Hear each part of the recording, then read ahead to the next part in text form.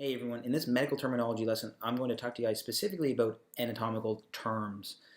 So this is actually a continuation of my medical terminology, the basics lesson series. So if you haven't watched that, I would suggest you watch that first before you watch this one. So in this lesson, there's going to be a lot of prefixes and suffixes about anatomy. So there's going to be a lot of terms, so I would suggest taking notes as I go through this lesson. So to begin, I'm going to try to go from head to toe and go through the anatomy in that progression. So to begin, at head and neck anatomy, the first word is cephalo, which means head. The next one, facio, which means face.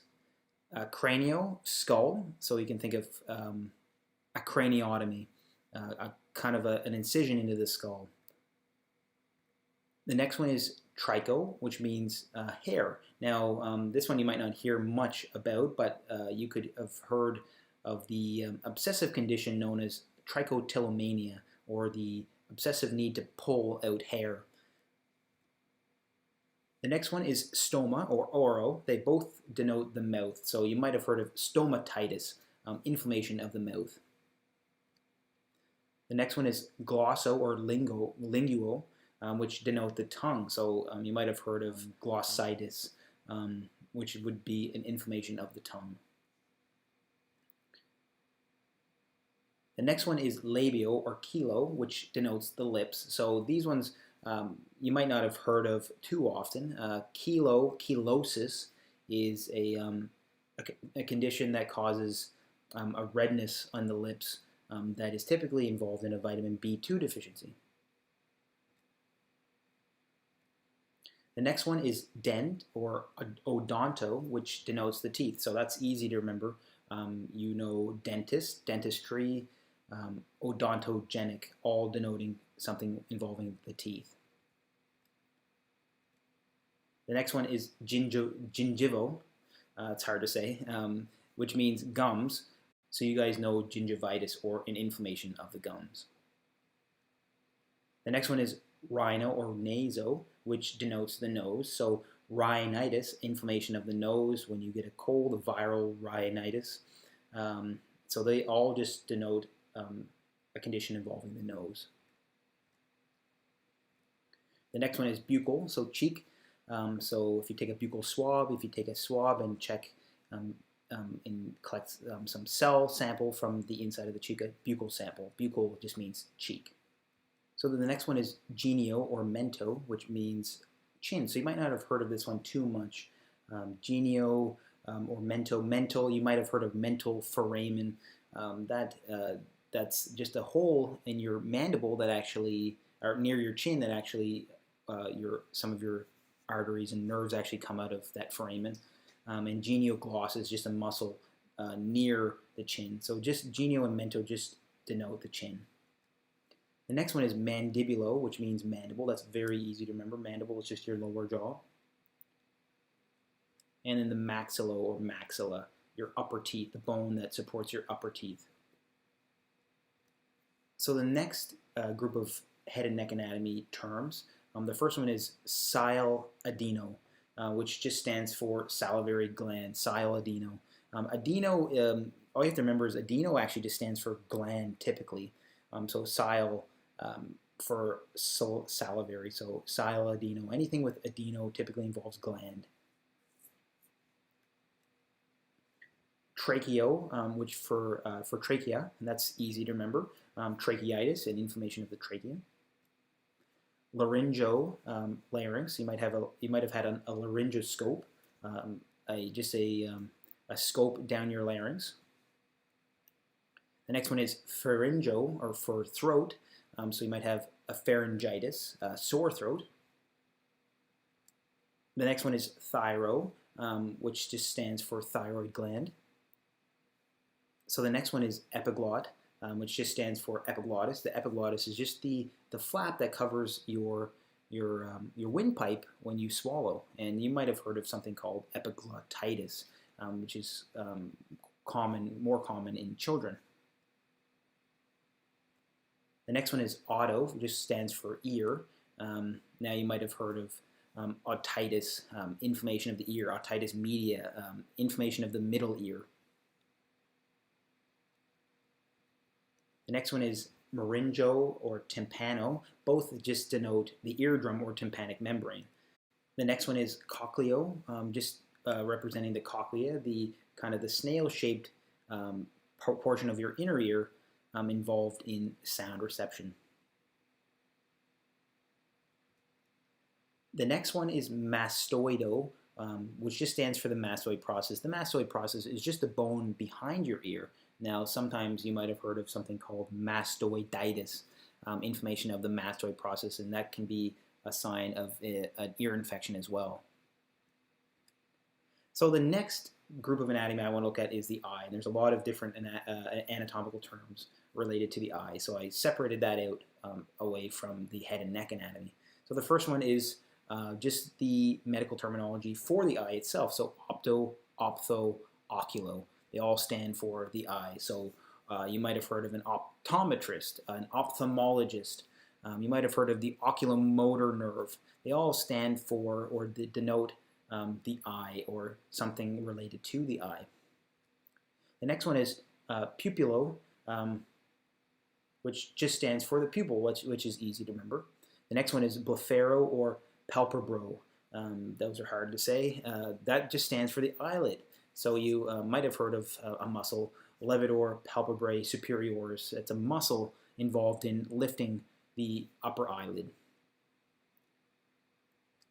So the next one is conjunctivo, which just stands for the conjunctiva, or the lining of the inner lining of your eyelids. And usually they call this the first line of defense for any microorganisms that might come into your eye.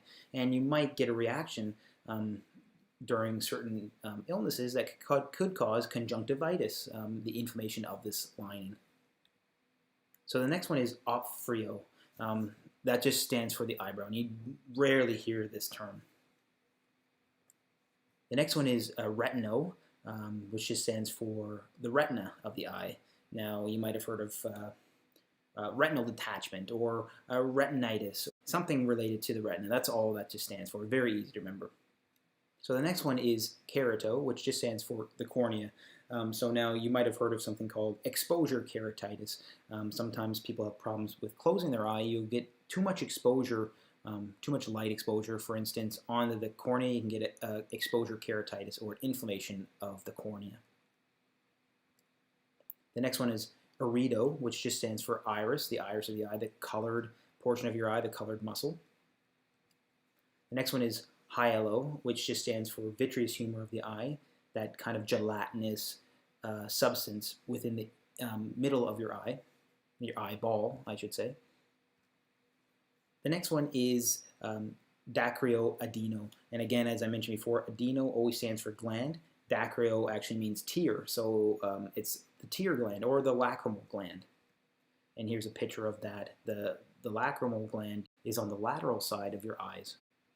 And then lacrimal usually denotes lacrimal or tear duct, where your tears actually drain into. So the next system I want to talk to you guys about is the digestive system. So there's a lot of anatomical medical terminology in this system. So again, just take notes for this section. So the first one I want to talk to you guys about is celio or lapro, which denotes the abdomen or belly.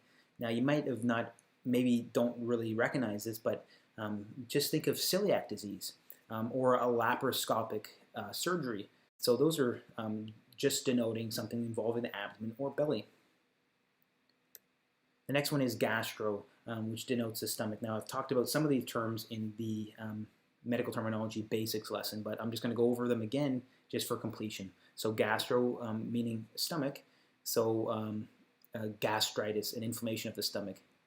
Pyloro, a pyloric sphincter is just where the chyle from the stomach actually goes first from the stomach into the duodenum. That's the pyloric sphincter or the pyloro. The next term is the cholecyst, which just stands for the gallbladder. So you can think of cholecystitis, the inflammation of the gallbladder. The next one is choledocho, which just stands for the common bile duct. The next one is coli or colio, or bili, which denote bile. So you can think of bilirubin. The next one is cholangio, which stands for bile duct itself. And this could be, might have heard of cholangitis, inflammation of the bile duct. Entero, denoting the intestines, so enteritis or gastroenteritis. Sometimes they combine those two terms. The next one is pancreato, for pancreas, so pancreatitis, again, inflammation of the pancreas. So then the next group of words, we'll start more into the small intestine. So the first one is the duodenal, which just stands for the duodenum. So this is just the first section of the small intestine. So you might have heard of a duodenectomy. Maybe there's a surgical removal of part of the duodenum. The next one is jejuno, so just standing for the jejunum, second section of small intestine. So again, you could have a jejunectomy, again, surgical removal of a part of the jejunum. The next one is ilio, which stands for the ileum, which is the third section of the small intestine. So you might have heard of the ileocecal valve, or the end of where the end of the ileum meets up with the beginning of the cecum. That's the ileocecal valve, all just standing again for ileum.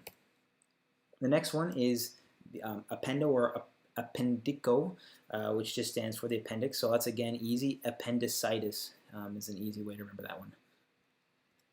And the appendix is just the worm-like or vermiform structure that dangles off of the cecum, or the first part of the ascending colon.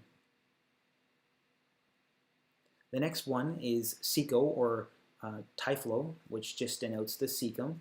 So again, as I mentioned before, ileocecal valve, that's just denoting a valve involving the ileum and the cecum.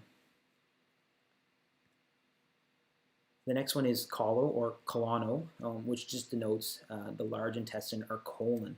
And so this is easy. Colitis, inflammation of the large intestine. Colonoscopy, a visual inspection via a scope into the colon.